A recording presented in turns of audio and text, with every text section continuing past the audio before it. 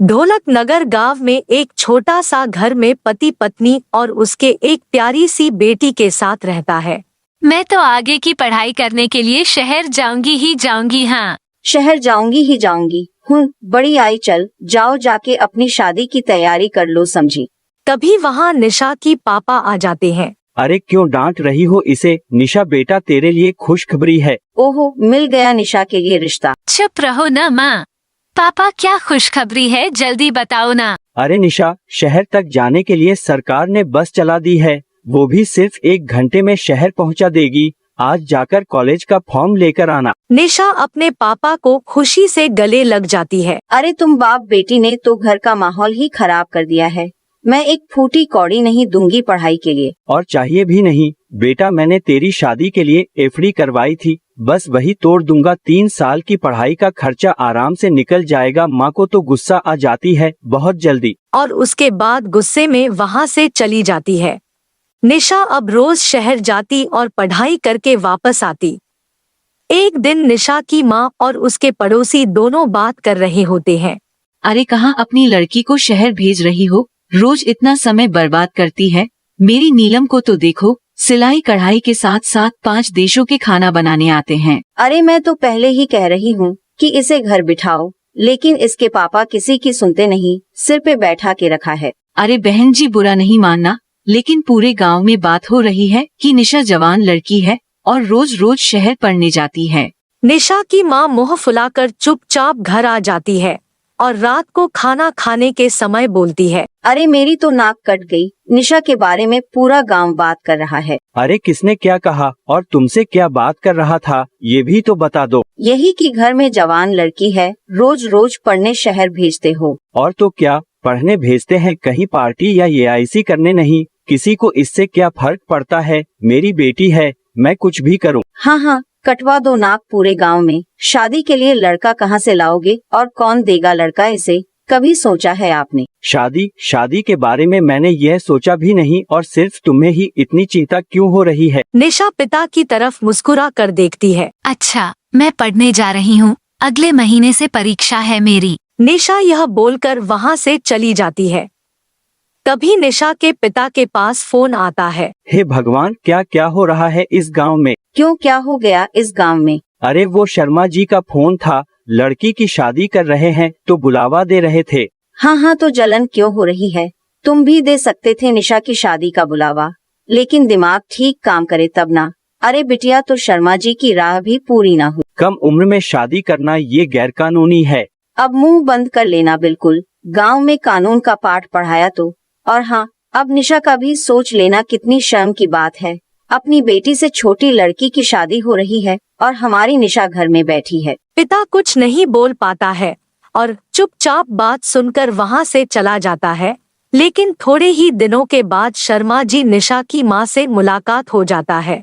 अरे निशा की माँ, क्या हाल है बिटिया का, और कैसा चल रहा है उसकी ससुराल में? मेरी तो किस्मत ही खराब है भाई साहब। निशा के पापा उसे न जाने क्या बनाकर मानेंगे। कितनी बार बोला है, लड़की की असली जगह किचन में होती है, लेकिन न जीना। मेरी बात सुनता कौन है? आई हुई है घर मेरी बेटी कुछ दिनों के लिए। अरे ये तो बहुत अच्छी बात है। लेकर आओ शाम को घर खाने पर, कम से कम निशा के पापा को अकल तो आएगी। हमारी ब्याही हुई बिटिया रानी को देखकर रात का खाना मेरे घर पर जरूर खाना, ठीक है? ना ना भाई साहब, ये नहीं हो पाएगा। वो कहीं जाने का नाम ही नहीं लेता। अरे क्यों नहीं आना चाहता है? मैं कुछ नहीं जानता हूँ, आप लोगों को आना ही आना है। यह बोलकर निशा की माँ वहाँ से चली जाती है। आज पता चलेगा निशा और उसके पापा को। जब शर्मा जी की बिटिया की खुशहाली देखेंगे तब आंख खुलेगी कि बिटिया के साथ क्या कर रहे हैं। रात को निशा और उसकी पापा मम्मी के साथ शर्मा जी के घर पे खाना खाने जाते हैं। अरे वाह, कितनी सुंदर लग रही है बिटिया रानी, बिल्कुल बालिका वधू की तरह। बताइए हमारी निशा को, देखो लग रही है कि घर की कोई नौकरानी है। दिन भर आंख में चश्मा लगाकर किताबों में आंख फोड़ती रहती है, कोई कुछ नहीं बोलता। तभी निशा चाय बनाकर सबके सामने रख देती है। बस यही एक चाय बनानी आती है इसे, कभी रसोई घर आने का टाइम नहीं है भाई साहब इसके पास। शर्मा जी की बेटी चाय की कप उठाती है कि तभी उसके हाथ में जले हुए कई निशान होते हैं। अरे बिटिया रानी, ये क्या हुआ और कैसे जली? मैं किचन में जल गई थी आंटी, खाना बनाते वक्त। इतना बड़ा परिवार है, इतना सारा खाना बनाना पड़ता है, बड़ी बड़ी पतीला उठाई नहीं जाती मुझसे। माँ, उन बड़ी पतीले के भार से तो इन किताबों के भार कम ही है ना। शुरू शुरू में सबके साथ होता है, लेकिन धीरे धीरे आदत पड़ जाती है। आंटी, निशा ठीक कह रही है, मैं भी पढ़ लेती तो शायद जिंदगी में कुछ और करती। बिटिया रानी तो इतनी जल्दी शादी नहीं करती, लेकिन ऐसे लड़का से जो इसके साथ काम में मदद करता हो और ये उसके साथ रसोई में। निशा यह बोलकर वहां से चली जाती है। 5 साल बाद निशा की पढ़ाई पूरी हो जाती है और वो एक बड़े कंपनी में नौकरी करने लगती है। गांव के लोगों के सामने ही निशा का 1 मंजिला मकान 3 मंजिला हो जाता है। एक दिन पड़ोसी शर्मा जी बोलता है, निशा के पापा बेटी की कमाई से बहुत बड़ा मकान बना लिया। शर्मा जी, मेरे लिए निशा मेरी औलाद है, लड़का लड़की मैं नहीं जानता। वैसे आज निशा आ रही है, उसकी शादी होने वाली है। शाम को निशा एक लंबी सी कार ड्राइव करके उसमें से उतरती है और कार को दरवाजे पर लगाती है। सारे गांव वाले उसे देख रहे होते हैं। तभी शर्मा जी की बेटी भी अपने बच्चों के साथ आ जाती है। पापा, मैं अब यहीं रहूंगी, मुझे नहीं जाना है ससुराल। अरे निशा, तुम तो कितनी बदल गई। बदल तो तुम भी गई हो। खैर, क्या हुआ? तुम इतनी उदास क्यों हो?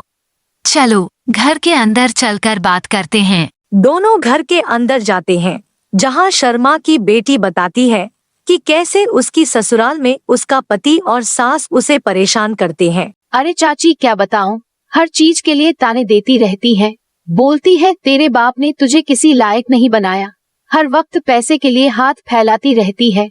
अब आप ही बताओ आंटी, मैं क्या करूं? माँ, ये लो 20,000, अपने लिए कुछ ले लेना।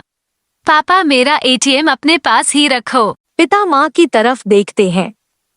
इस बार माँ की आंख शर्म से नीचे होती है, क्योंकि जिस बेटी की क्षमता को वो बीच में ही रोककर समाज में झूठी शान के लिए उसकी शादी करवाना चाहती थी, आज वही बेटी पढ़ लिखकर उनका मान बढ़ा रही।